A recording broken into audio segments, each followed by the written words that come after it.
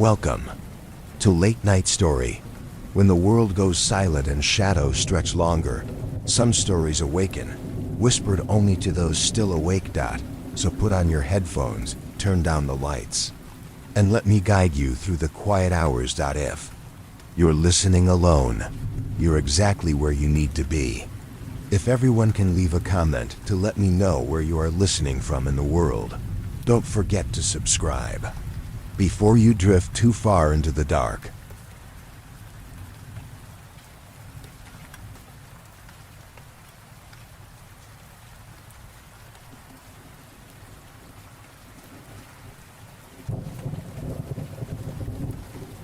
Story 1.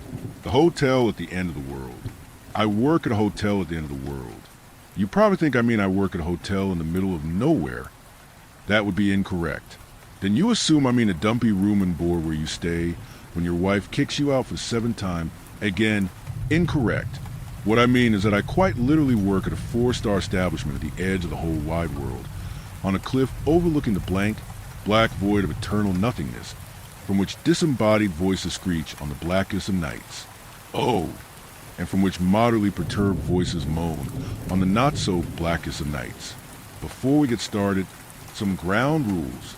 First, I'm not here to confirm or deny the whole flat earth theory, so don't even ask. Just don't. Second, I can't tell you where the hotel is located. Sorry, my uncle included that as a clause in my employee contract. Third, I may change certain names and dates to protect the identities of our guests because of HIPAA and FERPA laws and such, or was it Furby laws? In all honesty, I'm not 100% sure those apply to bellhops. Frankly, the only reason I'm writing this is because the usual night receptionist got mono from kissing the entire kitchen staff at one of the summer parties, and my uncle's having me fill in for a few weeks. It gets boring at night with nothing to do. Real boring. I thought I might as well write about one of the weirder repeating guests who tried to check in a few nights ago. Weird is a spectrum here. Quite a few of the guests would fit into that category, but some more than others. We do get lots of your typical guests. Humans on business retreats, lost hikers, blood eaters on family vacations. But we also get a lot of things come to die, like people with terminal cancer, or spider people whose legs are already starting to curdle inwards. Don't even get me started on the amount of elderly dogs that hobble in here coughing up blood. As my uncle explains it, like calls to things at the end tend to seek out other ends. For example, hotels constructed at the teetering edge of the precipice of nothingness. Things crawling here to die are so common, there's a whole chapter in the employee handbook on it. It covers things like disposing of the bodies, and what to do if they're taking longer than expected to kick the can, and smart times to throw things into the void versus times that might aggravate the things in it to come out blessedly. Cleanup is Cousin Lenny's job. I don't get paid enough for that. I'm getting off track. The guest. This was a few days ago, but it was 2, maybe 3, in the morning when the automatic front doors slid open. I looked up from my book At Crime and Punishment for those interested, but nobody was there. The doors just do that sometimes. They slid open and closed 2 more times. I stopped bothering to look up when it happened another few times, though. I figured it was time to call maintenance or manually lock them myself. I set down the book, and the man with only a mouth stood right in front of the desk. Okay, I know that sounds ominous, referring to somebody by a vague, spooky description, but the only reason we didn't use a name is because he's never given us one. Probably that has to do with his lack of ears, eyes, or usual mode of receiving questions such as, "Hey, what's your name?" Just one over large, smiling mouth. Nobody, not even my uncle, has ever been totally sure if he can hear us, though he usually tends to get the drift when we tell him, "Get out of here. Rooms are for paying customers." I'd never actually turned him away before, but I'd seen others do it enough times to copy what they usually said. No face, no service. He stood there smiling. "I'm serious," I said. "No freeloaders. Anyways, we're all booked for tonight." A lie. He leaned toward me across the counter. "Look." I lowered my voice. This is my first week at the front desk. I'd really love if my uncle decided to make this promotion permanent, meaning no incidents on my watch. Can you kindly leave like usual? Please. I waited a few seconds, and I'll even throw in a complimentary personal toothpaste. The man with only a mouth smiled wider, slid the toothpaste off the counter, then walked back out the automatic doors. Easy. I grabbed one of Uncle's Dr. Peppers from the employee fridge to congratulate myself on a job well done. I could do this receptionist thing. Maybe my luggage-lugging days really could be over. A $3 an hour raise and a desk job? That would be the life. The rest of my shift continued without issue. I signed off at 8 in the morning and checked myself into one of the spare rooms to crash the next few hours until my next shift started at noon, one of the joys of family business. Crappy work schedules you can't say no to. The blackout curtains were pulled tight. The AC was clunking away. I'd nearly drifted off when my eyes jerked open. Something was wrong. I could sense it. It took a full minute of laying there still, listening, to realize what it was. Every time I breathed, something breathed with me. It wasn't a perfect match. There were slight inconsistencies to it, like an echo, enough I was absolutely sure. Something was next to me in the bed. It was nearly pitch black with the curtains, but the glow from the bedside clock shed just enough light for me to shift to my side and make out the glint off a set of perfect, smiling teeth. The man with only a mouth stared at me. Stared in a hypothetical sense of the word. That is, he was on his side, facing me, inches from my own face on the open side of the bed, waiting. I yawned as if merely readjusting positions and forced my eyes closed. As much as I wanted to spring from the bed and run for the door, I couldn't. I was stuck here, pretending to be asleep, feeling his breath on my face. You see, this has happened before. Even if a man with only a mouth did offer to pay for a room, we probably wouldn't let him. My uncle has a pretty strict no murdering the other guest policy that the man has broken more than a few times over the years. The nights he shows up, we make sure every guest has only the exact amount of bed spots they need in their rooms. For guests, that would be 2 queens. 1 guest, a single twin. Somebody in your party dropped out at the last minute, you're getting a different room. If there's any spots left over or any empty beds, the man with only a mouth views it as an open invitation. Some of the less human visitors operate by less standard rules than people do. This is just one of his. If it's just an extra bed in your room, it's not so bad. Guests usually report a faceless man grinning at them from under the sheets, but no deaths. If it's an open spot in your own bed, though, let's just say the reports are more on the cannibalistic side of that spectrum. If you were thinking about lying about your guest count on your next visit to avoid the upcharge, this is your gentle reminder that honesty always results in less blood. Before you call me an idiot in the comment section for booking myself a room that would break a rule I already knew about, my defense is this. I thought it only applied to guests, not employees. Turns out this was an everyone rule. Whoops. I lay there for 10-ish minutes. The whole time my eyes stayed closed. Those always went first from the reports. Eyes, then the ears, next the nose, and then the rest of you, all of it sliding through those wide, pearly-gated jaws. Pretend you're asleep, my uncle's told me before. He never does anything until the guest wakes up. But of course, every guest does have to wake up eventually. What would I do? Pretend to be asleep forever? Ridiculous. Well, that's what I tried. It was actually working, I'll have you know, all up until something long and slimy lapped at my nose. I let out a gentle snore. The tongue probed down the arch of my nose. I sleep-stretched. The wet thing moved with me. It finger-tongued, each nostril with impatience. The man with only a mouth wanted to speed things along. Even with eyes closed, I could imagine that smile under the covers beside me. As much as I wish I could claim unfaltering calmness in the throes of the tempest, I was about to sneeze away from gonzo. The tongue was just entering my left nostril. And no, absolutely not. That was not about to happen. No, sir. Somebody knocked on the door. I threw off the covers and bolted for it. Room service. My cousin, Francis, started, then realized it was just me. Oh, hey.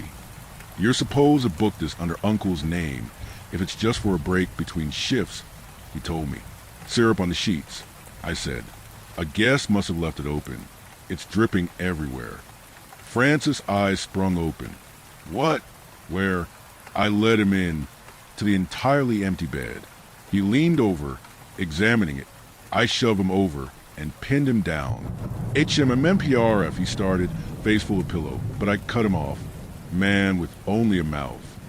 I climbed in beside Francis. He was just in here a second ago. Sorry, I couldn't risk him coming back while I explained. I'll come on. Janitor crew was already short-staffed. I was assigned this whole floor by lunch. Nobody knows when you change the sheets anyways. Then I pulled the blankets back over me, and Francis, still grumbling, settled in for an early nap. See, you can't cut your stay short if you invite in the man with only a mouth. He knows the bookings, and as we always explain to our guests who demand a room change, he does not like your stay going short. Sleep until you were planning. Okay, it's almost 6 in the morning, and people are already starting to check out. I'll end there, but let me know if there's any questions you want answered for my next post. I'll try to write during my upcoming night shift. Oh, and please remember, one day you might decide to come visit the hotel at the end of the world. Maybe it will be for a family vacation. Maybe your doctor's just giving you an unpleasant diagnosis. But whoever you are, whatever the reason may be, this is your formal reminder about one of our most important rules. Don't lie about your guest count.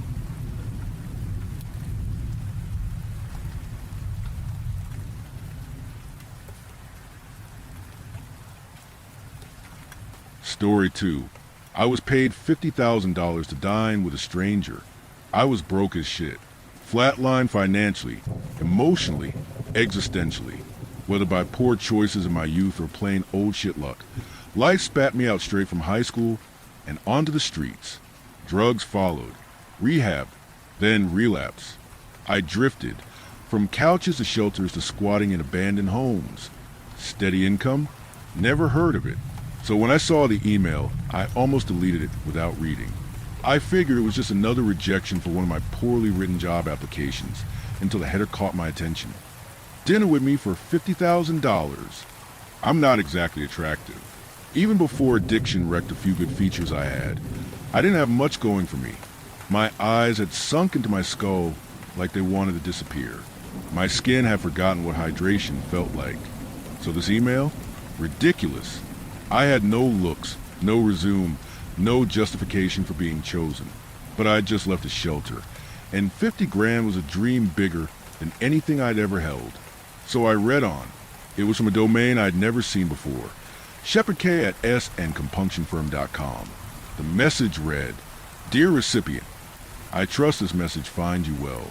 I invite you to join me for dinner at. This is not a romantic offer. You will be compensated handsomely for your time, provided you adhere to the following terms. Remain for full meal until I pay the bill and escort you out. Do not pay for anything yourself. Wear formal attire. If you don't own a suit, one will be provided at the entrance.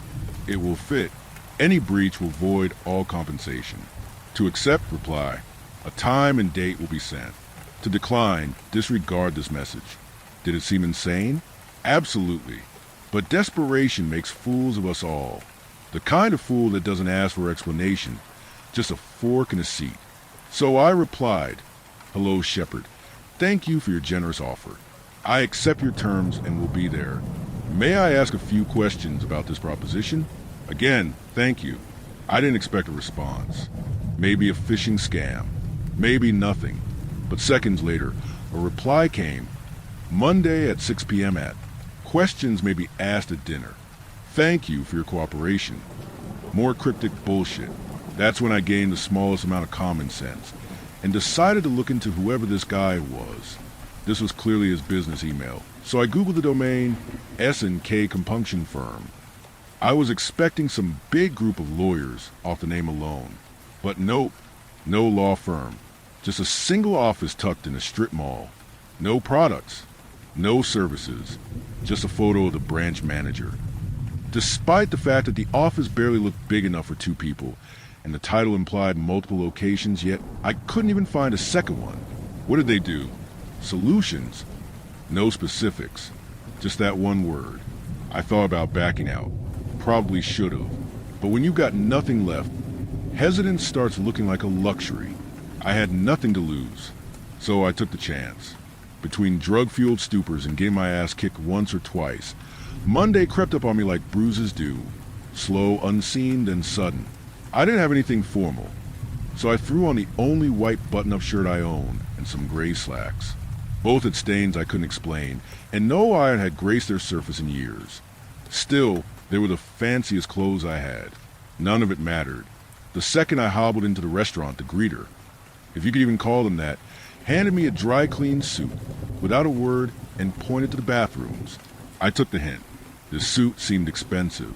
Real men's warehouse type shit. It fit perfectly, just like the email said. Too perfectly, actually. The cuffs landed exactly at my wrist bone. The collar rested like it knew my neck shape already. I didn't have the time or money to question it. I walked back out. The place had a strange charm. Soft lighting spilled across tablecloths in smooth pools of warmth. Ornate picture frames lined the walls, filled with abstract paintings that felt a bit too familiar, with trim hugged every surface. Big, glittery curtains hung heavy like a wedding reception. It smelled like artificial plants and faded fabric. Soft jazz floated through the air and brushed against my ears. As I scanned the room, I realized something unsettling. When I first walked in, there were at least 4 tables of people laughing and enjoying themselves. It had been noisy and lively, but now, silent, empty, like a bell had rung that only I hadn't heard. Just a few bartenders, the mute greeter, and one bald man in a suit eerily similar to mine. I already knew who he was. His photo was the only thing of note I'd found when looking up the domain. The branch manager.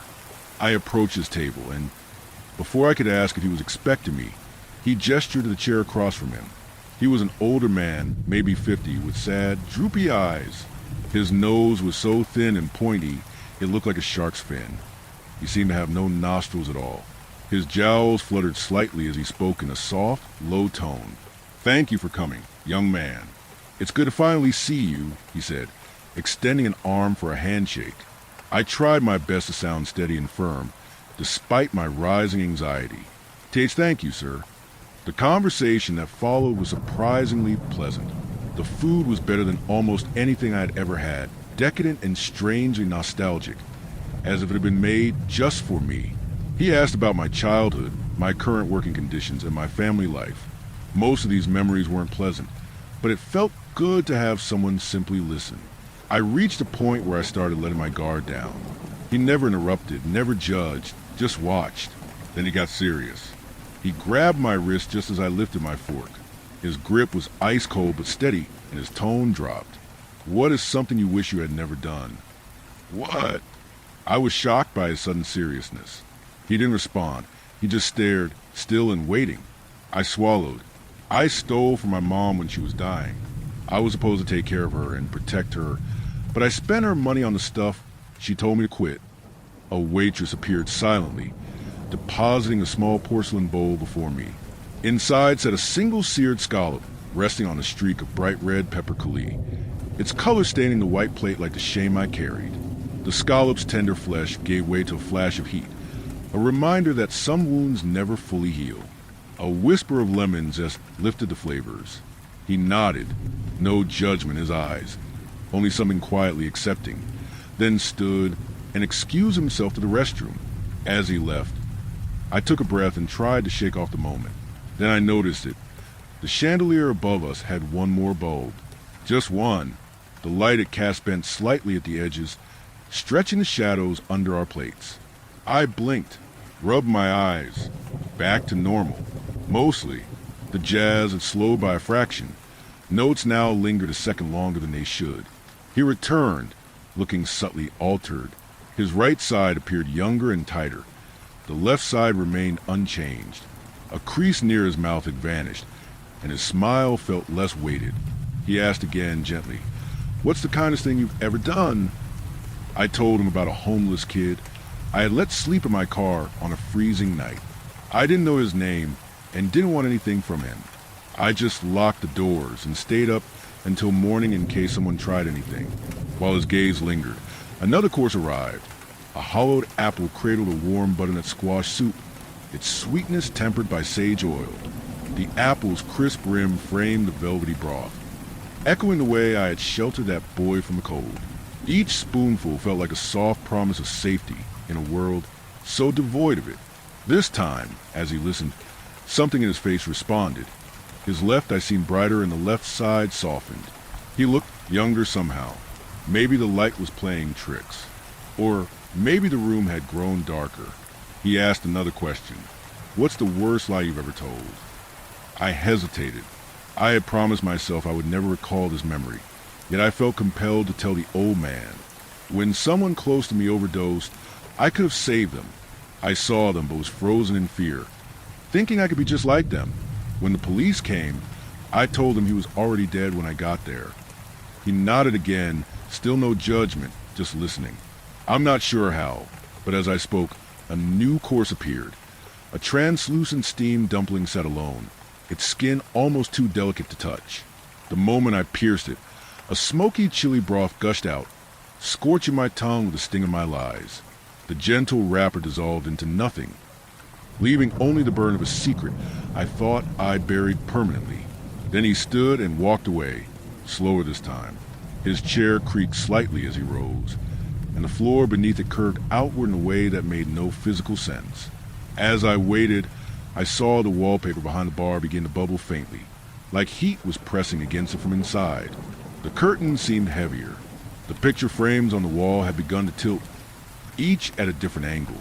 Not much, but enough to notice, enough to make you wonder. The wait staff didn't change plates. The glasses refilled themselves, and I started noticing something impossible. Everyone in the room had his face, not exactly, but similar, like a family of clones degraded with each repetition. The bartender blinked with one bulging eye, and the hostess's smile sagged like melting wax. When he came back, the distortion had grown wider. His jaw was uneven, one side shriveled, the other taut as barbed wire. The contrast on his face was more than physical now. It radiated something deeper, like halves of a personality that couldn't agree. He sat, eyes scanning me as if measuring the weight behind my silence. I wasn't sure if he was evaluating my soul or just admiring the way panic settled into the corners of my posture. His voice arrived softly, almost reverent. What memory do you miss the most? It took me a moment, not because I didn't know, but because I was afraid to admit how fragile the truth had become. I used to swim in Lake Michigan every summer, I said slowly, with friends. We'd throw ourselves off docks and scream about sea monsters and cold sandwiches. It was stupid, but I felt safe, like I didn't owe anything to anyone. Shepard's good eye glistened. A tear formed and trailed down the brighter side of his face. It lingered at his chin and disappeared into folds. The darker side remained unflinching, its socket almost hollow now. I stared at him, unsure whether to thank him or run. He didn't speak. He just stood, his movement slower this time, calculated, weighty. The chair creaked like it hated being left alone. This bathroom break felt longer. The silence thickened, and the music was barely audible. The overhead lights dimmed again, and this time they pulsed faintly. One of the picture frames fell sideways. The bartender wiped the same spot over and over, face devoid of emotion, eye bulging slightly. The wallpaper near the entrance was peeling, tiny tendrils reaching outward like roots. A fly circled the wine glass beside my plate, but never landed, looping endlessly. I felt my chest tighten. Shepard returned. This time he didn't sit. He loomed. His face was wrong. The symmetry had given up. One eye bulged fully, twitching in quick spasms. The other was practically sunken. His mouth hung slightly open, but no breath escaped. He said nothing for several seconds, just watched me. Then finally, "Would you like dessert?" I stood, almost instinctively. "I think I need the bathroom," I said. He nodded slowly. "Take your time." The restroom was too quiet, the mirror too clear. I leaned forward, expecting to see my own ruin reflected. But instead, behind me in the mirror, Shepard waited, not in the room, but in the reflection. His body was stretched, taller than before, suit shimmering like the surface of a pond. He smiled, both eyes twitching violently. I didn't scream or move. I just stepped back out, numb. The dining room was nearly gone. The walls had peeled upward toward the ceiling. Tables melted into spiral masses of dark wood and cloth. The floor rippled like liquid stone. The curtains had vanished entirely, leaving a strange static haze where windows had once been. Shepard stood at the center, calm. "You've done well, young man," he said. "Repentance is never easy. The hardest part is accepting that you are no longer part of the world you knew." My knees threatened to give out. I wanted to argue, to scream, to run, but nothing in my body responded the way it used to. Everything had slowed except him. "What do you mean?" I managed to ask. He smiled gently, like a father accompanying a child who had just asked a final, fated question. "This meal," he said, "is not payment. It's passage." "No," I whispered. "I walked here. I remember the shelter, the email." "You remember the drug," he said, cutting gently across my denial. "And the stall and the diner. You remember how cold the tile was. You remember how long it took for someone to find you." I shook my head as if it might rattle the truth loose, but it didn't help. My legs wouldn't move. "All we offer," he continued, "is a moment, one last conversation, one last taste, one last confession." The last of the room flaked away like ash in the wind. The table in front of us dissolved into nothing. Steam hissed upward from cracks in the floor that hadn't been there seconds before. Shepard extended his hand again. The suit he wore shimmered strangely, colors shifting like moonlight on ocean currents. Patterns swirled across the threads. Faces, maybe, or shadows. I couldn't be sure. "You did well," he said quietly. "You were honest. That's all we ask." I felt tears on my cheek, though I didn't know how they got there. "What happens now?" Shepard looked over his shoulder. Behind him, the restaurant was finally gone. In its place, a hallway of shifting doors, some open, some pulsing with warm light, others dimmed and sealed. "Now," he said, "you choose."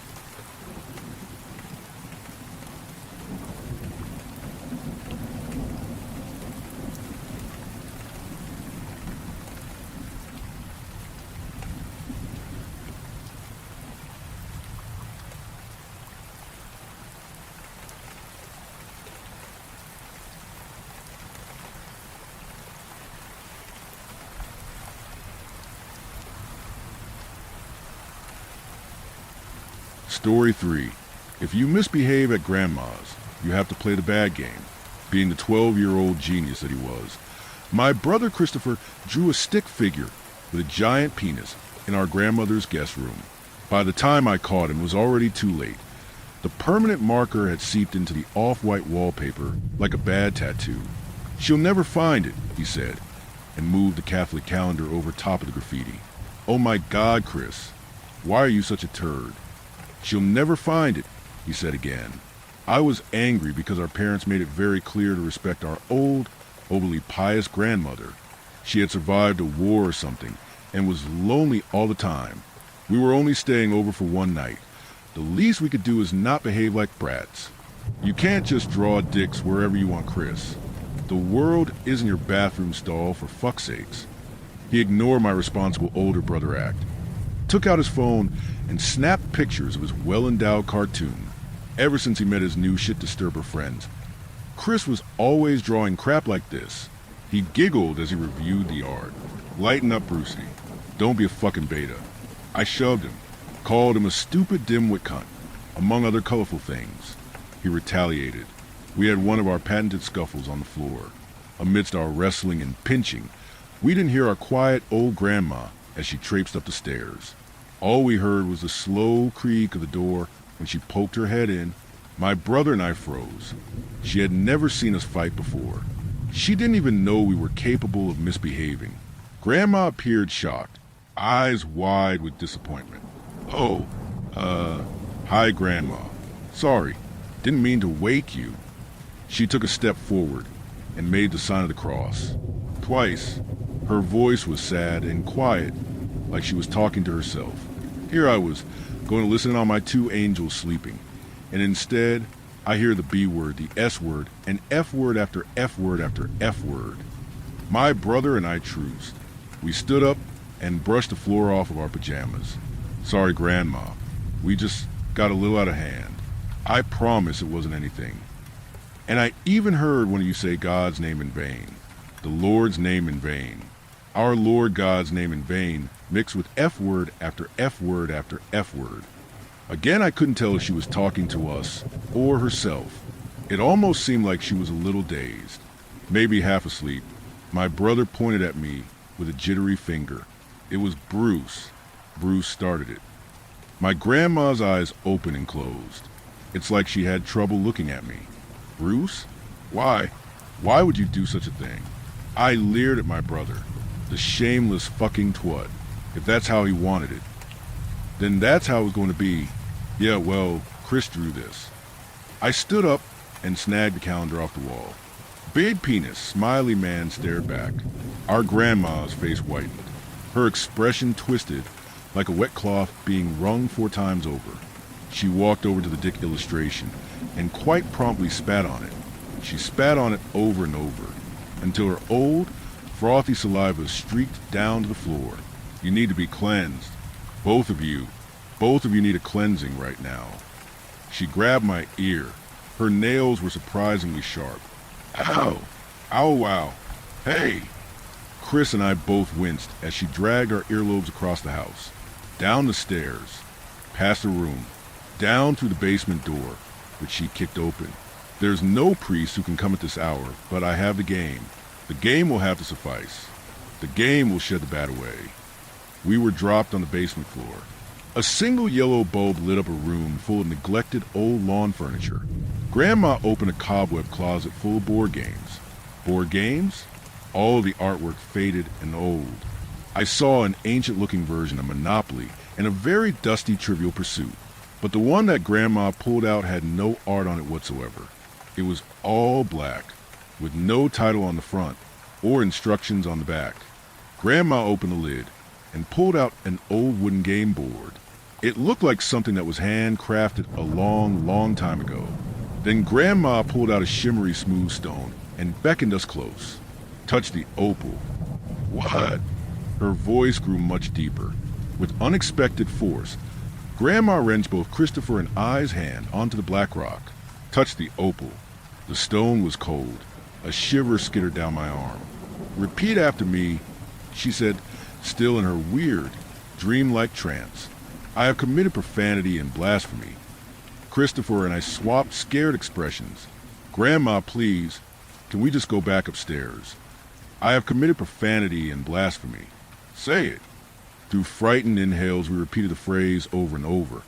And as we did, I could feel a sticky seal forming between my hand and the rock, as if it was sucking itself onto me.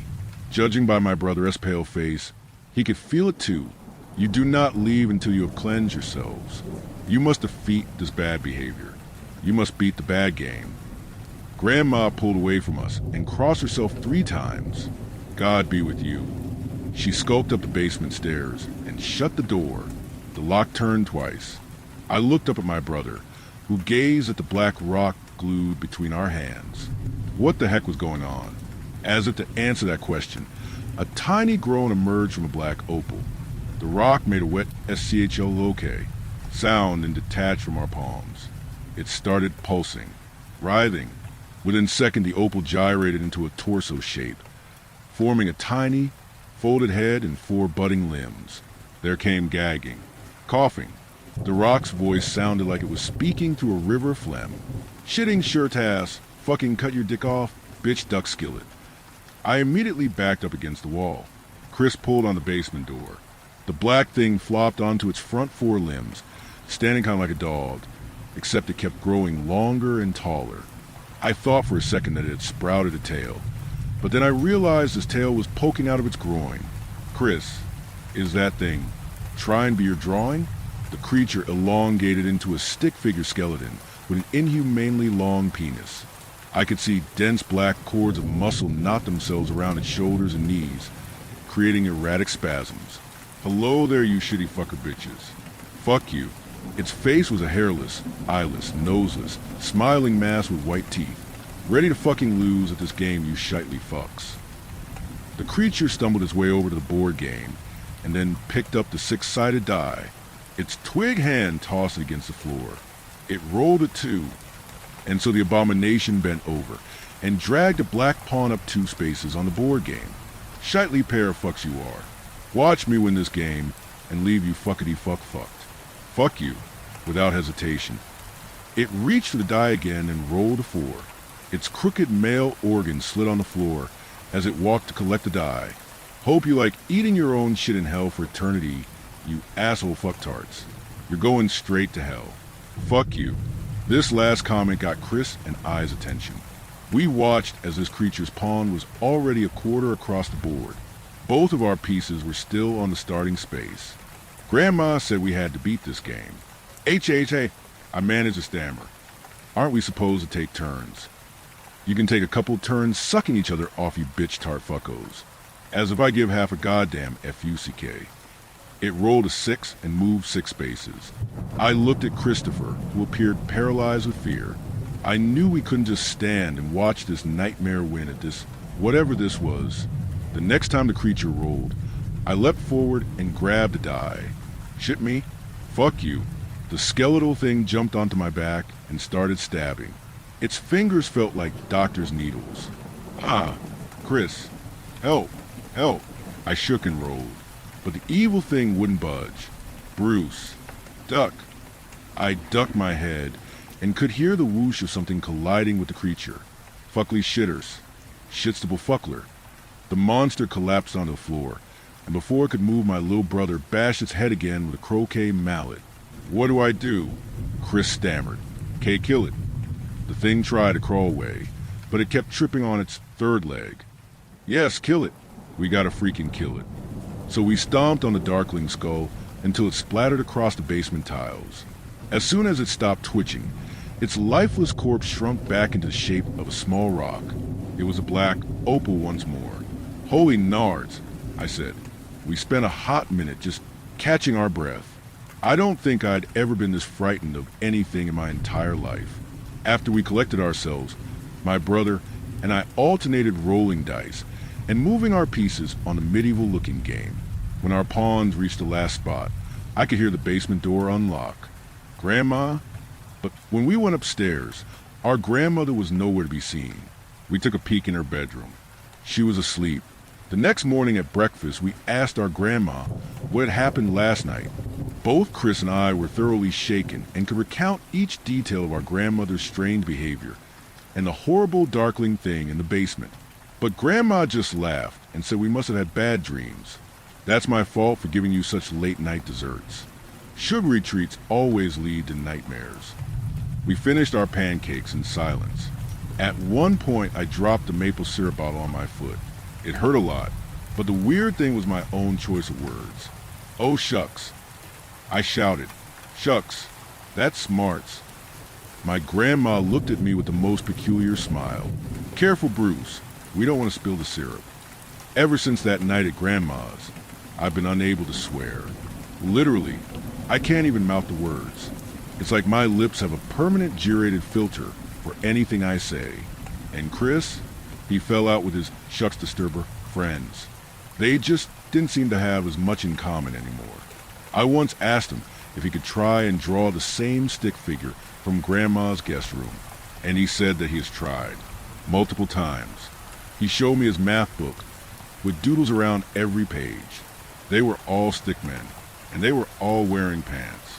I don't know what happened that night of the sleepover. Grandma won't admit to anything.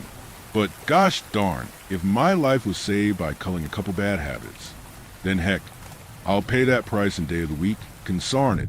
Shucks.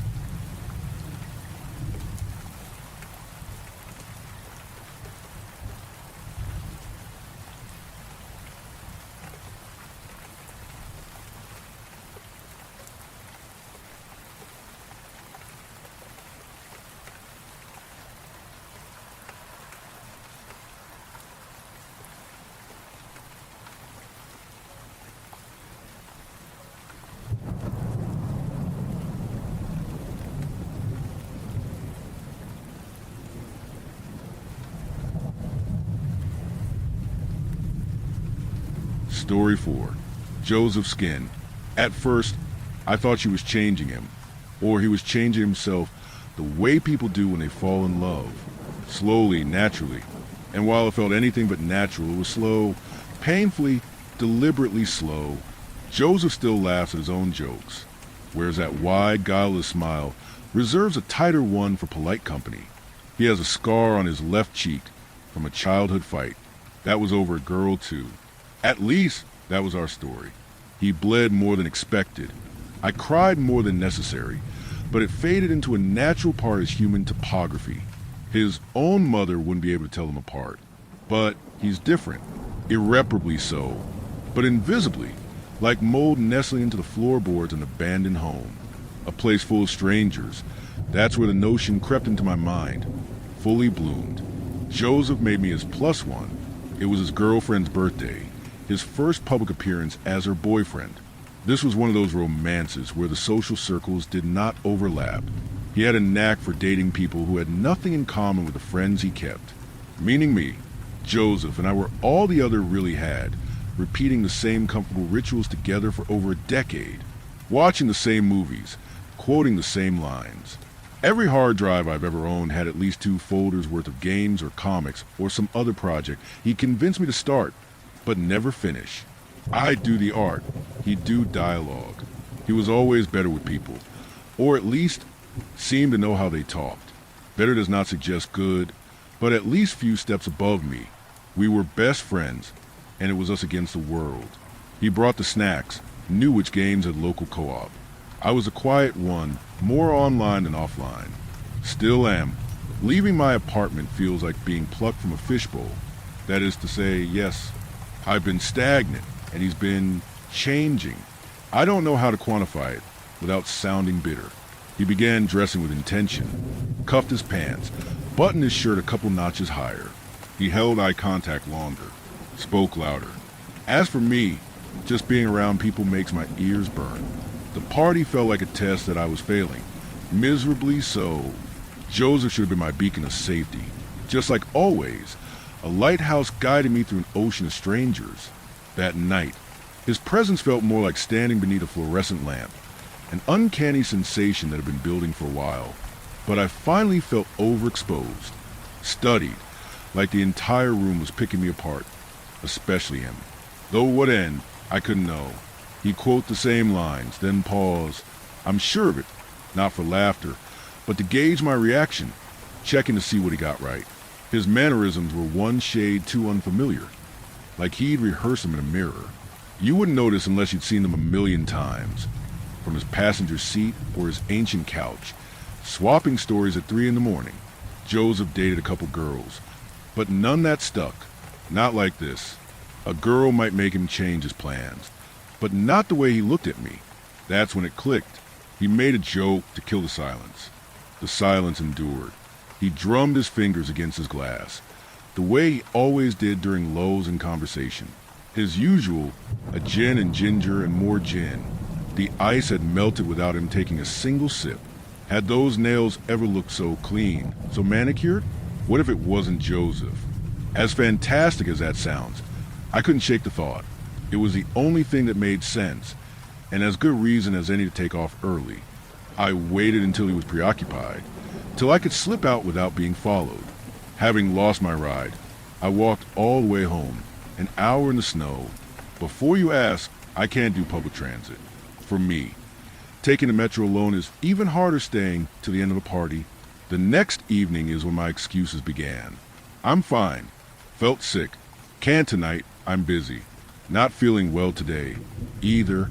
Maybe next week. It remembers everything. All the stories I've told him, though sometimes it adds a detail he shouldn't know. What it certainly knows is I'm never too busy for Joseph. Not historically. At least it's been cold here. Cold enough to defend my homebody lifestyle. But spring has arrived. My excuses are melting. Sometimes it'll call. We'll talk about the same things. Speak the secret language shared by lifelong friends. It's off. It feels hollow, like it's pressing playback on bits and pieces of 1,000 conversations past. And then I'll dream. I'll dream I'm dropping toward the ocean floor. Down, down, delirious from lack of oxygen, waiting for some unknown horror to part the murky depths just as I slow my descent. A pair of hands break the surface of the water from impossibly high above, pale and jointless, wrapping around my wrist and throat, more like tendrils and fingers. I want to believe they're saving me, but something tightens burrows. It's trying to wear me on the way back up. The winter was bitter. Joseph had a habit of keeping his door unlocked. He said he lived in a safe neighborhood, but nowhere in the city is safe. Not really. The truth is, he was always forgetting things, his wallet, his keys. He got sick of breaking in through his own window and then just stopped caring. He spent much of the time blissfully unaware that his shirt was inside out. And now, he was matching his belt to his shoes. Yeah, sure. Then that terrible storm ripped through town like a banshee, wind screaming, covering everything in her powdery white cloak. He lost power for 3.5 days. The streets were dark. They felt gutted, like something sinister had blown in with the snow, forced open our doors, and ripped the wiring from our homes. And now I think perhaps it did, but it didn't break in. Just tried every door until it found the one that opened without resistance. I imagine it stepping quietly over the threshold. I imagine it finding Joseph, asleep on the couch, mouth hung dumbly open. No pillow, no blanket, but he's warm enough for whatever this thing is. I imagine it gently presses his skin to see how well it might fit. Then it slides in, not violently, like the blizzard that masked its arrival, but with unusual patience. Cautious not to rip his seams, it pulls him apart from the inside, not all at once. Maybe it takes weeks to fold itself into a shape, unwinding him with careful intent, keeping what memories it needed and eating away at the rest until there was nothing left of him, just a human skin pulled taut over something unspeakable. It is patient and relentless. It is smart because Joseph was smart in his own way. Soon enough, it won't wait for me to accept its invitation. It will come to me directly, stand in front of my door, and claim to be checking on me. It will feign concern with Joseph's furrowed brows, ask me, with Joseph's mouth drawn down to corners, why I'm isolating myself. Tell me I've been making such good progress. It will make me doubt what I already know, until I allow it past my threshold unguarded, like his was. And when it hollows me out, it will look like me, sound like me. It will not be me. As evening falls, it will hang my skin next to us like a couple of suit jackets, together again. I've been sleeping with a large kitchen knife beneath my pillow. While I lay in bed, I wonder if it can hurt the way that Joseph hurt. And can I bring myself to hurt it without it bleeding too much, without crying more than necessary? I know that it's not my friend, but a fraud to dissect. I'm in my 6th grade science lab, realizing our fraud was paralyzed, not yet dead. It was supposed to be dead, right? Joseph made me promise not to tell. We shook on it. Then I'm in his basement. The old basement, though it is decidedly the modern Joseph laid before me. He is tacked to the billiard table with nickel-plated pins. His eyes are white. I think they're rolled back, searching for the invader inside him. Seeing nothing. He wants it out as bad as me. I will delicately peel back the layers of his torso and rescue all the parts of Joseph that are still inside, must be inside. When I put him back together, the scars will fade and we'll forget it ever happened, just as before. His skin is sallow and his heart should not beat, but it does, laid agonizingly bare. I reach for it, and his ribs close on my wrist like a steel trap. I'm searching my sweat-soaked bedsheets for the knife before I'm even aware the dream is over. What relief to find it's just where I'd left it. And what a vivid imagination. That's why I did the art, and he did the writing. He was the down-to-earth one, the realistic one. I hear it rattle the knob to my front door, quietly, like a boy sneaking in after curfew. It's barely audible over the pounding of my heart, but I'm sure. It wants me to wonder, am I not yet awake? To let my guard down. It knows my door will not yield as easily as Joseph's, but needs me to hear it uselessly turning the knob.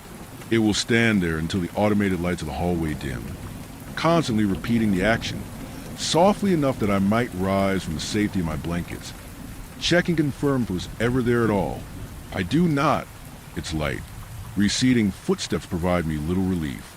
The thing inside Joseph knows I'm onto it. It also knows I'm a basket case.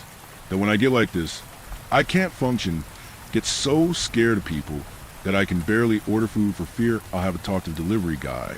I've been living on credit for weeks, and I'm afraid to check the balance. I can't. I'll need to open up eventually. It might bring me leftovers in an orange stain container. Maybe then. Perhaps I'll just grow tired of waiting, leave the door unlocked. With him gone, I have nobody left to tell, nobody who believed me. Anyway, it knows that too. That's why I'm writing. Not for help, really. I think I'm beyond that. This is a record, in case I start dressing better, showing up to things. Acting like someone worth the skin I'm in. That's how it starts. Needless to say, it's been a while since I've gone outside. The seasons are changing, and the air in the apartment has gone thick and warm. Stale, did I crack a window? I hope not, but I'm uncertain. It sounds like a storm's rolling in, and I'm afraid to leave my bed. I know how this comes off. Like I'm hiding from the boogeyman, like I'm unwell. But the light in my den burned out a few days ago, and I haven't had the energy or the bulb to fix it. It is dark beyond my bedroom door, and the shadows play tricks with my eyes. In that dark, in the den, I hear a tree scratching at the window pane. Gentle, purposeful strokes. My brain keeps filling in the gaps where it shouldn't. Would you check? This time, I think I might. The outcome will not change if I'm correct. But if you've made it this far, please, tell me it's only the trees.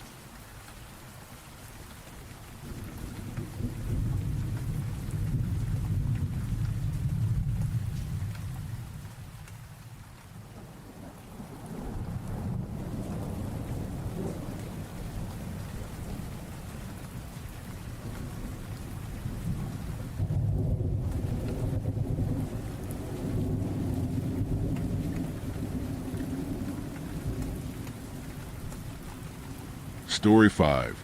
Everyone in town talks about the same man. Nobody has any photos of him, and nobody can agree on what he looks like. He introduced himself to me as a librarian. It's a small town, and in small town fashion, we only really have the essentials. The server at the tiny diner knows far too much about your personal life. The barman is acutely aware of your alcohol to mixer ratio. The florist has your anniversaries and birthdays committed to memory, and he's the librarian. To me, a mild-mannered man in his early 40s with a penchant for exactly which books you'll return with a smile and a glowing review, and those you'll dislike. I've always been a keen reader. My husband Jordan and I met in a bookshop, him tucked away working in a quiet corner whilst nursing a coffee, and I aimlessly searching for my next read. Naturally, we ended up at the library fairly often, especially since we had only moved here 2 months ago, and found the library to be charming in all its cozy smallness. I needed to return a book, so I mentioned it to him in passing. Typical morning talk. I said something about heading down there, and must have brought Ellis up without thinking. Why would I have thought, after all? His response infused me. Who's Ellis? Whenever we've been there together, the librarian has always been an elderly woman. Laura or something, I'm pretty sure she said was her name. I told him that he must be confused, but he seemed convinced that I was. We put it down to there being 2 librarians and pushed out of our minds, even if that explanation made no sense given we had both talked to the librarian at the same time before. But he was already late for work, and I was barely awake, so that's what was easiest. When I made the short walk to return my book later that morning, a new librarian was typing away, half obscured behind the desk. I'd never felt betrayed by my eyesight until that point, and I stumbled over my words as I read the bright red name tag brandished on her flowery blouse. Laura. She noticed the bewilderment on my face and spoke tenderly. Are you okay, honey? You look like you've just seen a ghost. I'm sorry, but I thought Ellis was a librarian. Is he off today or something? I managed to form in reply. I've been the sole librarian for longer than you've been alive. If there were an Ellis here, I'd love to pass my knowledge on, but sadly there isn't, she said, her tone equal parts jest-filled and concerned. I told her I must have made a mistake, and went through the motions rattled until I had the chance to phone Jordan. I suppose I didn't put enough emphasis on the slowly creeping sense of dread I was feeling, because his tone, too, was more lighthearted than I had hoped for. People with healthy minds don't just conjure up entire beings. Was I losing it? But then Jordan met someone by the name of Ellis, too. one of our neighbors, 2 houses to the left, whom we never had the chance to introduce ourselves to. Well, he had taken the initiative and knocked on our door one evening when I was out grocery shopping and Jordan was home alone. From what I've learned, he said his name was Ellis and, armed with a homemade cake and a toothy grin, that he was sorry we hadn't been formally introduced yet. Jordan assumed that he was the Ellis I had met, but the description didn't line up. The person I had met wasn't young, wasn't the same height, wasn't anything like the person Jordan met. Curious and always up for a good mystery. Even if feeling a strange unease, we asked the neighbors we made friends with about this nebulous Ellis person. We shouldn't have gone looking for answers, because an ugly truth reared its head soon after. The second house to our left had been unoccupied since the owners died last year. It might have been pristine from the outside, with grass trimmed neatly and white picket fences showing nary a sign of being unmaintained, but the inside was devoid of life. We confirmed as much with anybody who might have known, and as soon as both Jordan and I allowed the other to know of Ellis' perceived existence, neither of us saw him again. It suddenly felt as if our lives were dragging some unknowable hitchhiker along. We would be certain that the other was around, that unmistakable sense of human presence, even when we were far apart. It was as if some concealed set of eyes had converged upon us, doing nothing more than watching, waiting. Our shared experience was enough to let us know there was more to this. But just as soon as we resolved to dig a little deeper, the whispers around town started.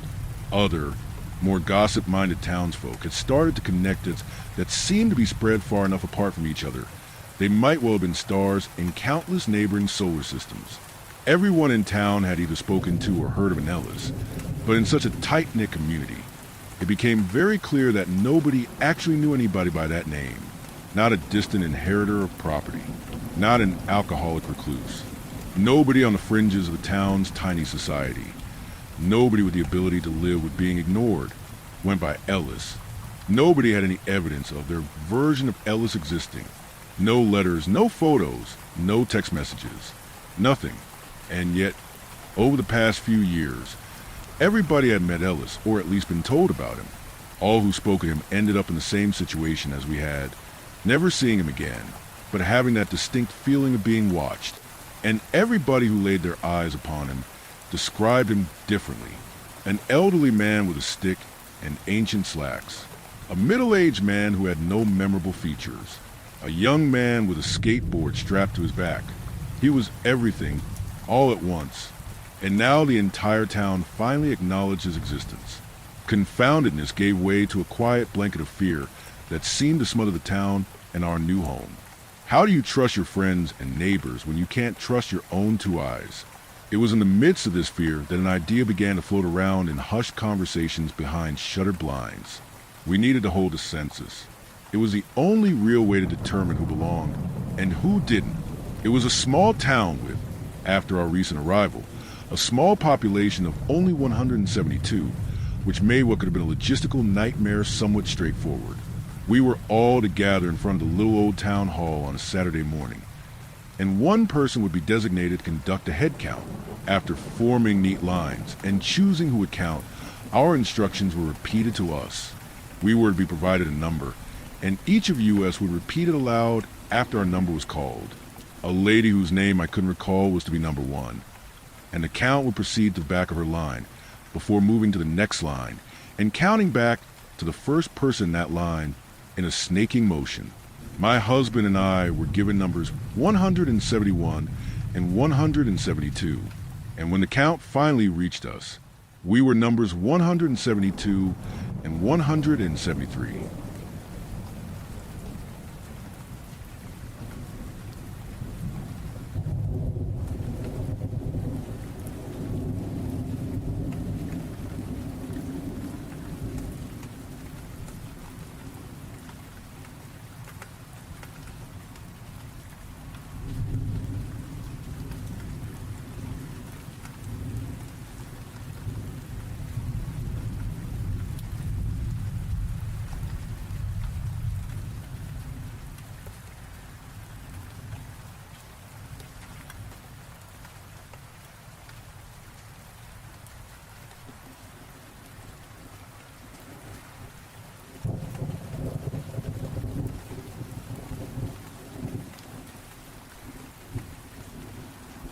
Story 6.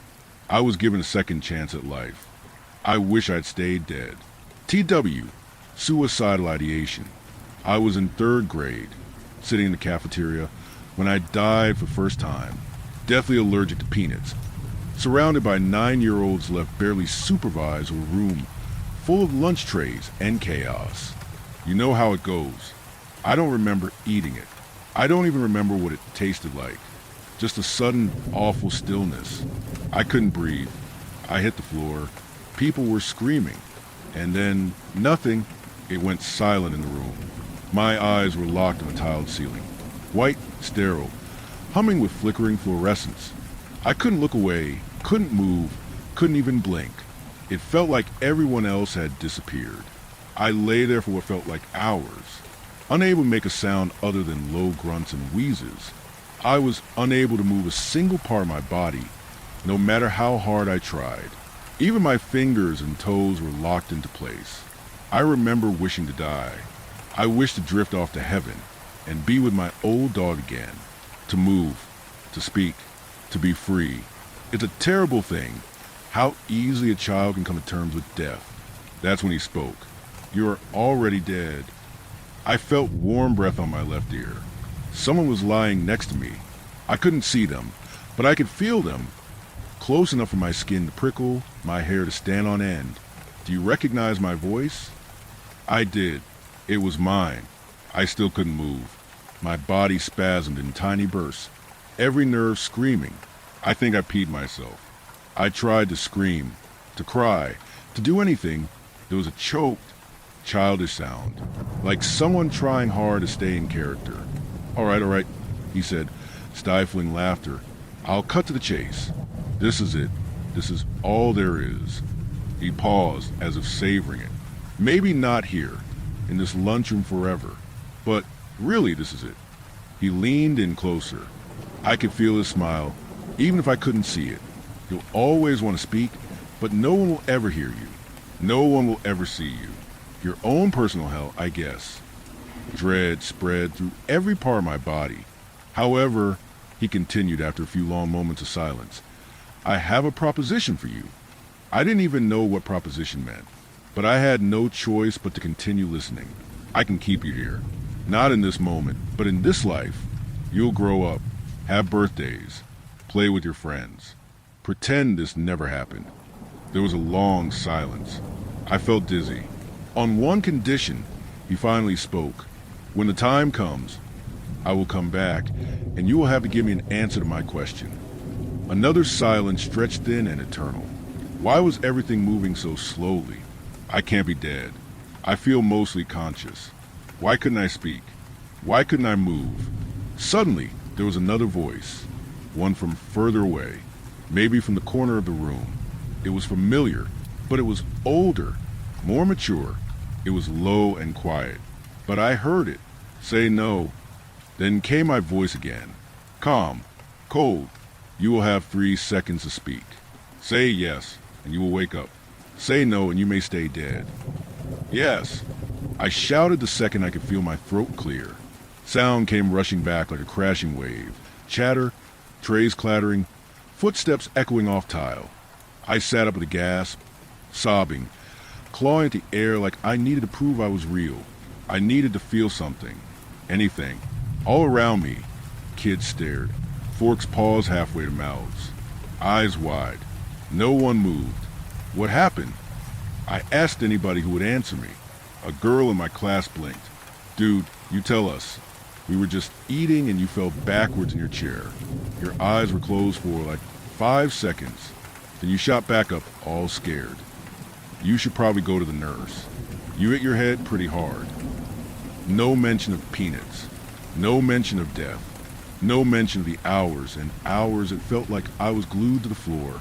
I must have dreamt it all. I made my way to the nurse's office. She called my mom to come pick me up and take me to the ER to check for a concussion. And a concussion I did indeed have. I never mentioned my run-in with my imaginary doppelganger.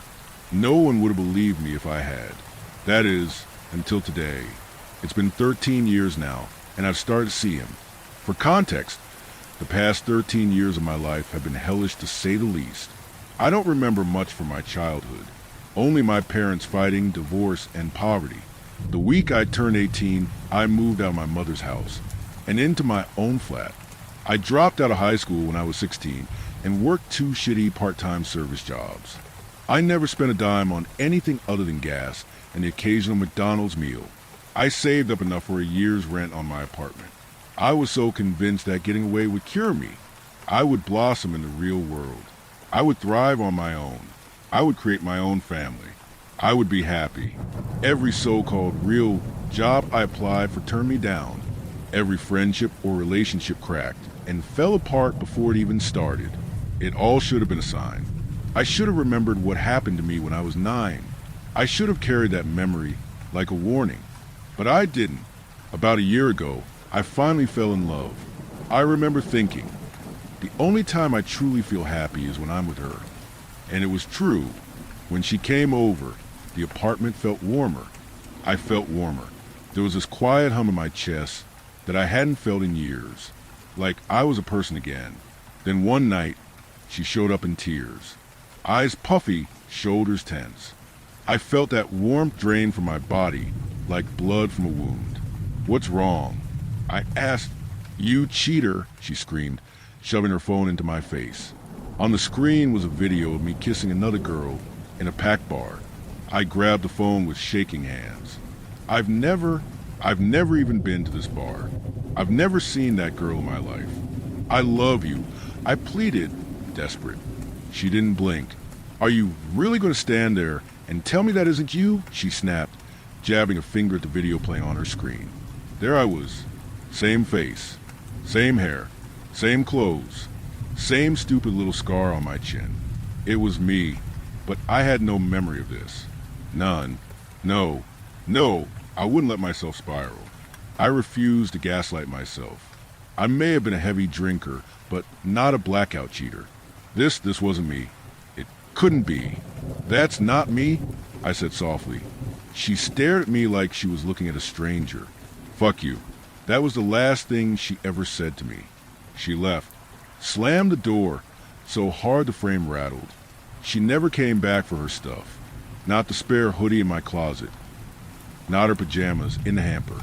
Not even her toothbrush, still drying quietly by the sink like it didn't know she was gone. I thought that was rock bottom, but it was only the beginning. After a few weeks of failing to pick myself up and get back to my life, I finally just got up and drove to my mom's. I didn't speak to her very often, to no fault of her own. I just didn't ever feel like talking to anyone. I felt like a burden on this world. My mom was happy to see me. She hugged me longer than usual and insisted I stay for a few nights. She made dinner every evening. We watched old movies, played cards like we used to, and for a brief moment, it felt like something close to peace. We had a beautiful, quiet little weekend together. The night before I planned to head back to my apartment, she turned to me on the couch and smiled. "I'm really glad we started doing this every month," she said. "It's brought me so much peace." I blinked. That didn't make sense. This was the first time I'd visited her in over a year. Not because we were estranged. It was just hard, emotionally, financially, and I'd never brought anyone with me. Not once. My first instinct was worry. Maybe she was getting older. Maybe this was early dementia creeping in. "What do you mean, Mom? I haven't been here in a long time." I tried to keep my voice gentle, but I think we should start doing this every month. She gave me a strange look, half confusion, half concern. "What are you talking about?" she said slowly. "You were here just a few weeks ago with that blonde girl. You invited her to dinner. You even showed me the ring you said you were going to propose with." She watched me closely now. There was no sarcasm in her voice, no trace of forgetfulness or confusion in her eyes, just steady maternal concern. "Are you feeling okay?" she asked, and I didn't know what to say. "Oh yeah, my bad," I said. I quickly got my stuff together and left. These coincidences have now been happening for 2 years. A Facebook account under my name, filled with photos I've never taken. Pictures of me smiling with strangers I don't recognize. At restaurants I've never been to. in cities I've never visited, captions written in my voice, but using words I'd never use, inside jokes with people I've never met, birthday posts from people I don't know, calling me things I've never been called. And it's not just online. People at gas stations or grocery stores greet me like we've been friends for years. Hey, good to see you again. How was the trip? You and that girl still together? They smile like they know me, but I've never seen their faces before in my life. When the time comes, I will come back, and you will have to give me an answer to my question. The sentence rang over and over again in my mind. It felt like a dream, like words I had never heard. Why was this sentence consuming my every thought? Why do they torment me? Why do they hurt? Those words scrambled my mind for months. Months where I barely left my apartment, barely spoke to a single soul. Just me, lying in bed, begging for death with a dry mouth and an empty stomach. I stopped eating, stopped drinking. When I did go outside, I wouldn't look before crossing the road, hoping deep down that something would end it for me. But I never died. Every time I caved, I ran from the oncoming headlights. I took a sip of water when my vision blurred. I forced down food when my chest started to tighten. It was like I was trapped in a body that refused to quit, a corpse pretending to live. I was dragging a dead soul through each day, and I couldn't stop myself. That's when I came to the decision I'd have to just get it out of the way. I went on a short walk around my neighborhood the night I was going to do it. The night I was going to end it all once and for all. I touched the trees and breathed in the cold night air, felt rain on my skin. I walked back to my apartment in a daze. Every step felt wrong, like the air itself was pushing back against me. Something deep inside me was screaming, "Do not open your door. Do not open your door. Do not open your door." So I didn't. I stood there, froze in the hallway, key trembling in my hand. And then the door opened on its own, but not by chance. Someone was already inside. There I was standing in the doorway. Same face, same clothes, same expression I thought I was wearing. It was me, staring out at me from inside my apartment while I stood helplessly outside. Soft jazz music played from inside. It smelled like steak and red wine, like money, like luxury. Everything I had never had. The other me looked directly into my eyes with a smile spread across his face. I waited for him to speak. As he waited for me to, I finally caved. "You dash," was all I got out before he cut me off suddenly. "I told you I'd come back for you, buddy," he said through a grin. "Are you ready to answer my question?" I was speechless. What was I supposed to say? How was I supposed to process this? I had just come to terms with death. Why must I come to terms with anything else? I stood there, stunned, every part of me locking up. My throat tightened. Words died in my mouth. I couldn't speak. I couldn't move. The jazz music faded out, swallowed by the silence like it had never existed. Only this time, in the stillness, I could see him, clear as day. "Let me repeat myself," he said. "Are you ready to answer my question?" I nodded my head to the best of my ability. I didn't want to. It just felt like I had to, like there was no getting out of this. A slow smile crept across his face. He leaned in, so close our noses almost touched. I could feel his breath against my lips. Was it worth it? The only words I could croak out were weak, fractured. At least I lived. He paused, like he was genuinely considering it. Then, suddenly, he burst into laughter. Loud, wild, unhinged. It went on for far too long. Long enough to make the moment feel absurd, almost awkward. When he finally stopped, he stared into me with eyes that didn't feel like mine anymore. "I lived," he said, voice flat now. "You survived." Then he winked, a cruel, almost affectionate gesture, and without hesitation, he wrapped his hands around my throat. I didn't fight it. I didn't scream. I just let go, let the breath leave my lungs, let the world fade out, the life drain from my body, soaking silently into the carpet below. When my eyes opened again, I was back in the cafeteria. Same linoleum floor, same buzzing lights. Curled up on the floor, I watched my 9-year-old body convulsing on the tile. I tried to scream, tried to move, but all I could manage was a whisper. Say no. It's all I ever managed to say. And still, without fail, the boy on the floor always says yes. Always. I've gone through this a few times now. Sometimes I think I've made it further. Sometimes I think maybe this is the time I break the cycle. But it always catches up to me. Right now, I'm writing this from inside my mom's house. It's warm, safe, smells like garlic bread and laundry detergent. I know what she's about to say. She says it every time, word for word. I'm really glad we started doing this every month. It's brought me so much peace.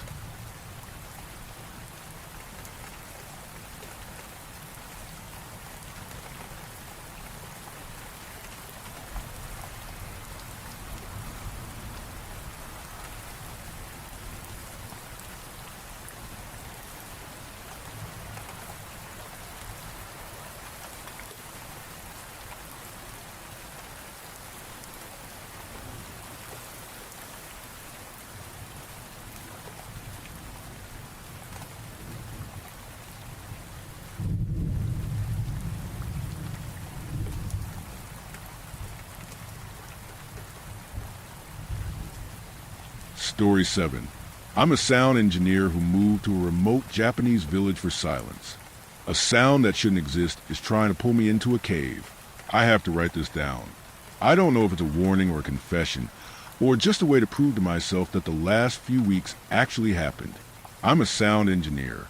My entire life revolved around frequencies, waves, and the purity of signal. I came to the mountains of Oita to escape the noise of Tokyo, to find a place so quiet I could record the sound of wind hitting a single leaf. I found a village called Yanamori, and I found the hum. The silence here was the first thing I noticed. It was total, oppressive, the kind of quiet that makes your ears ring. I rented an old wooden house, a kaminka, and set up my gear. For 3 days it was paradise. Just the wind, the crows, and the creak of old timber. On the 4th day, I found it. A low, persistent thrum at exactly 43 hertz on my recordings. It was impossible. There are no power lines, no highways, nothing for kilometers that could produce a frequency that clean, that stable. I spent a full day with my parabolic mic trying to find the source, but it was useless. The sound was everywhere and nowhere at once. It was like a flaw in the very air of the valley. That night, I took my headphones off, and I could still hear it. It was a pressure deep inside my ear canal. I tried to explain it away. Tinnitus, stress, but I knew it wasn't. This was the same 43 hertz hum. It had gotten out of my equipment and into my head. I tried asking the village headman, an old farmer named Sato, about it. When I mentioned the hum, he refused to meet my eyes. The mountain whispers to those who listen too closely, was all he said. It is best not to listen. Over the next week, it got louder. It was the background noise to my entire existence. It started twisting the real sounds of the world into nightmares. A branch scraping a window became fingernails. The wind through the eaves became a woman crying. Sleep became a series of shallow, terrifying dives into darkness. And I always woke up with a hum pulsing in my skull. I started seeing it in others, too. An old woman at the tiny village shop, her head cocked at a strange angle, her eyes vacant. A farmer in his field, tapping his sickle against a rock with the same maddening, steady rhythm as the hum. I knew I was losing my mind. The worst part was the dreams. I dreamed I was buried, packed in wet soil, and the hum was vibrating through my bones. It felt like coming home. I woke up one night to find my own fingers drumming the rhythm on my sleeping mat. I did something I shouldn't have. I broke into the village storehouse. It was full of rotting paper and dust, but in an old chest, I found the village records, and I found the name for the sound, the cansonon, the infection sound. The text described it as a parasite that infects the mind through resonance. For centuries, when a villager became a listener and the hum grew too strong, they would be overcome by compulsion. They would walk to a place in the forest, the Miminaridu, or Tinnitus Cave, and never be seen again. It was a sacrifice, a way to stop the sound from spreading. Reading that, I felt the world tilt. This wasn't tinnitus. I was infected. The subtle pull I'd been feeling towards the deep woods suddenly had a name and a destination. Come, the hum whispered in my mind. Join the resonance. Behold, my training, my whole life's work, was the only thing I had left. It's a frequency, I told myself, my hand shaking. And a frequency can be fought. I tore my own equipment apart, frantically soldering and wiring. I built a desperate, ugly device. A signal generator wired to an amplifier, channeled into a pair of industrial noise-canceling headphones. My plan was to create a perfect inverse wave, an anti-hum. It was a gamble that could have blown my eardrums, but it was better than the alternative. As the sun set, the hum became a physical force, shaking the thin paper walls of my house. I looked out the window, and I saw them, the old woman, the farmer, two others, moving like sleepwalkers toward the forest path. And God help me, I felt my own legs wanting to follow. I slammed the headphones on and hit the switch. Pain, a clean, piercing shriek shot through my brain. It was agony, a dentist drill boring into my mind, but it was my sound. It was my signal, and it was fighting the hum. The two frequencies tore at each other in my skull. I cried out and fell to my knees, blood trickling from my nose. Staggering, I forced myself outside and toward the source of the madness. I had to see it. The mouth of the tinnitus cave was a black wound in the rock, breathing cold, damp air. The other listeners were already shuffling into the darkness. The hum pulsed from inside, a low, hungry invitation. I stood at the edge, the device on my back screaming. The hum tried to reclaim my mind. For a second, the batteries on my rig faltered. The shriek died down and the hum rushed in, warm and comforting. Let go. The silence is so close.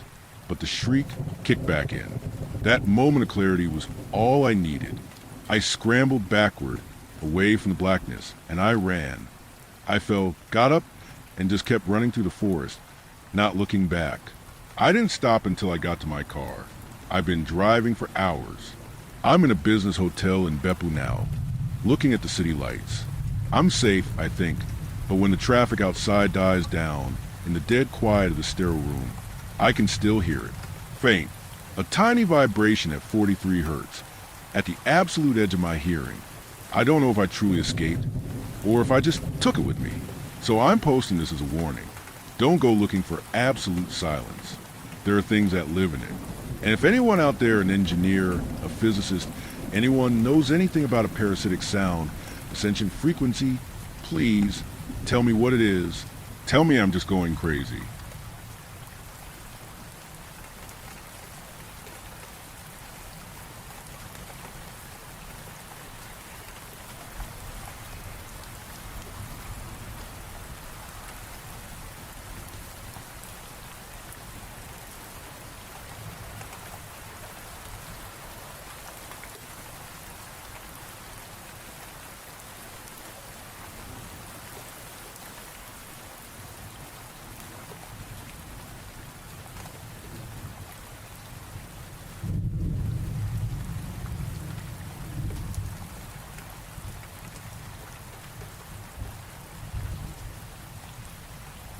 Story 8. My nephew died and came back. He's been weird since. I'll try to explain this as best I can. I'm not even sure I fully understand it yet, but I need to get it off my chest somehow. I'm not Riley's biological father per se, but due to life's circumstances, I won't get into here. I'm his legal guardian until he turns 18. He's been living with me since he was 3. He's 7 now, and honestly we couldn't be happier. Well, that was until a few weeks ago. Riley was at a birthday party, and he fell into the pool. Help arrived as soon as it could, but his heart stopped for a little bit. They managed to revive him. He stayed in the hospital for a few days, but you obviously didn't come here to read about a first grader's near-death experience. You came for what happened after. When he got discharged, I chatted with his doctor. I thought we lost him for sure there. You gotta thank your lucky stars he came back. On the car ride home and at dinner, he was quiet and not as excitable as he usually is, but I understood, or thought I did.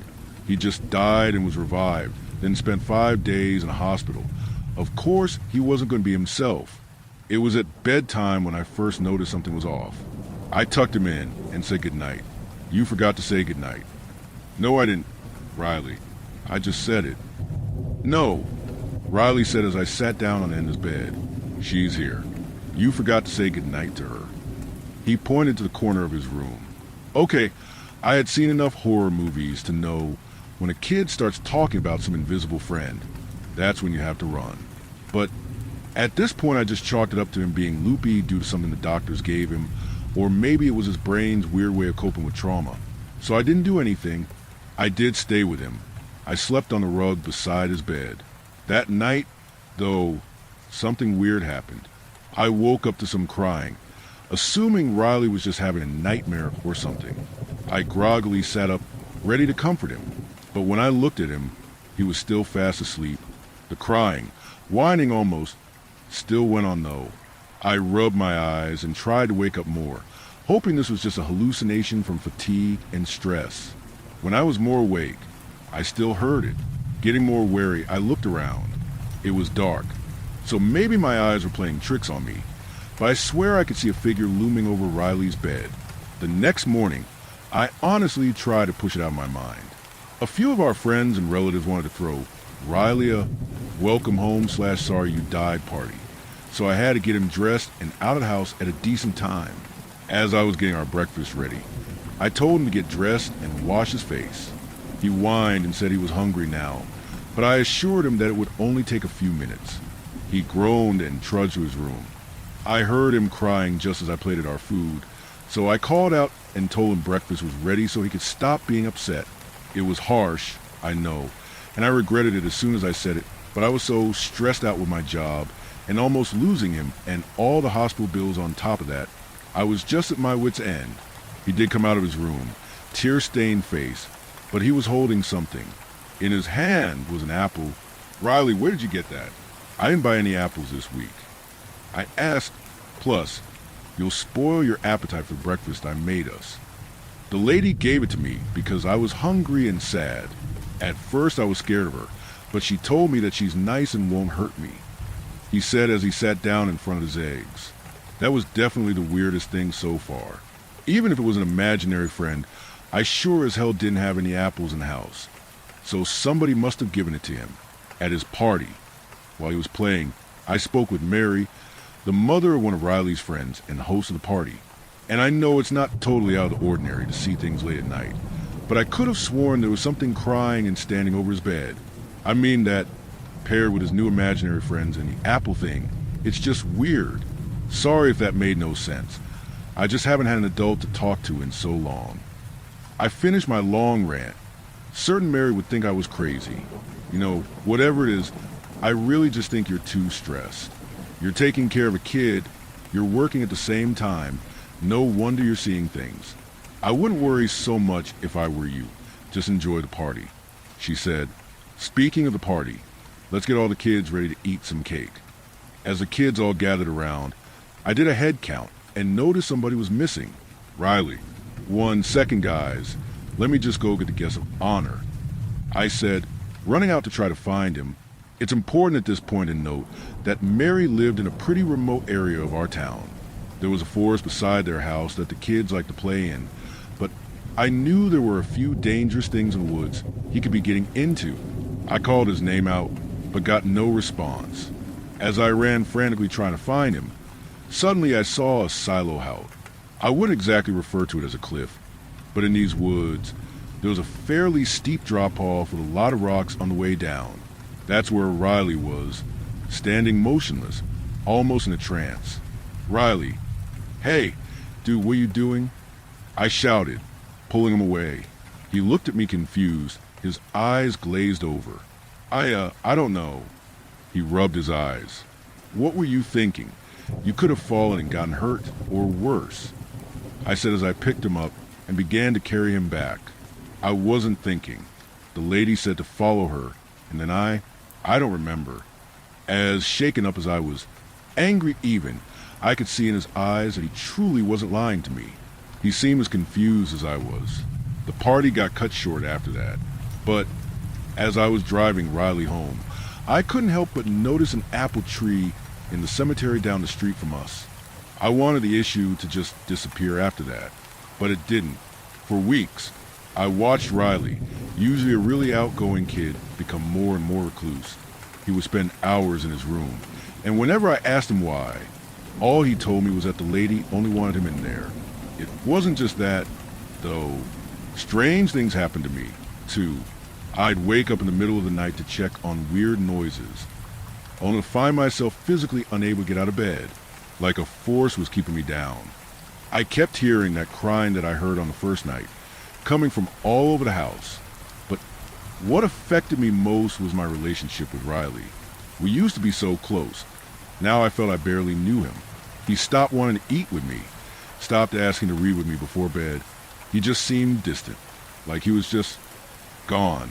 It came to a boiling point last week. I woke up to go to the bathroom, but on the way back to my room, I heard Riley talking.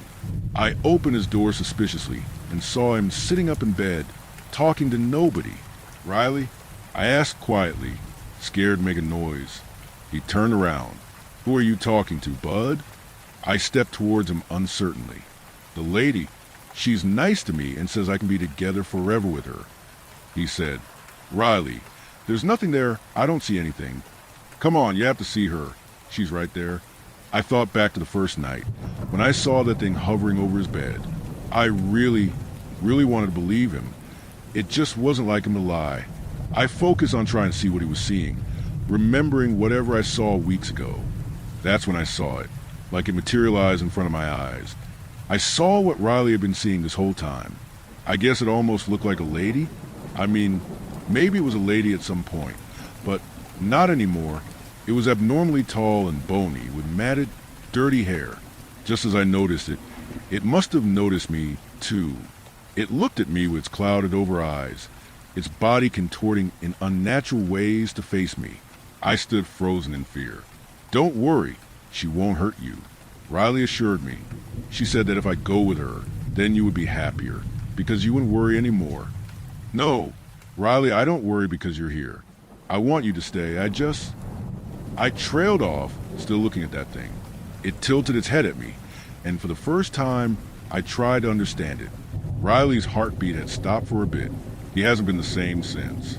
He kept talking about the lady.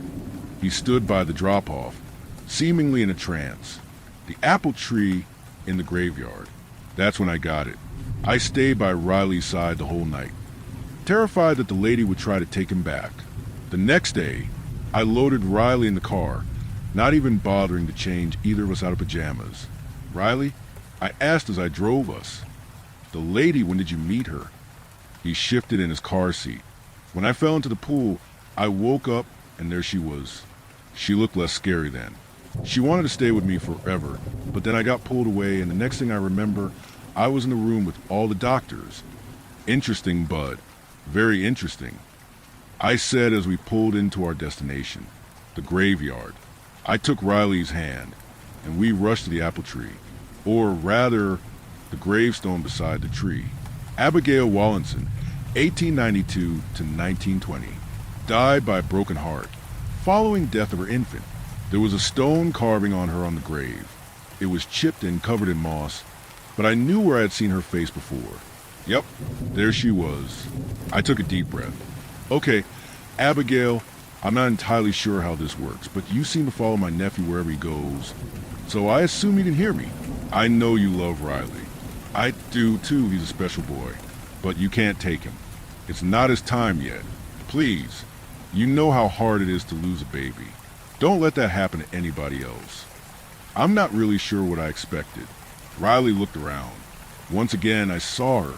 She looked much more human, now that I knew who she was. I could see sadness in her eyes as she stared at me. "Please," I begged, "you just can't take him away from me. Not yet." She looked at him, then back to me and nodded her head. I froze momentarily as she reached out to me with her bony, gray hand, but tried to power through the fear. She opened her mouth. "You," she stuttered, seemingly unsure if she could even speak anymore. "You love him, my boy." After that, things were much more peaceful. Riley came out of his shell again. I was marginally less stressed at work, And overall, both of us were happier. It's not like the lady disappeared. I catch a glimpse of her out of the corner of my eye when tucking Riley in. I hear Riley giggle to himself when nobody is playing with him. I feel a cold, icy hand on my shoulder when I'm stressed. I know I can't protect him forever. One day, he will be hers. But not anytime soon. For now, all I can do is hope Riley is happy with both of his caretakers.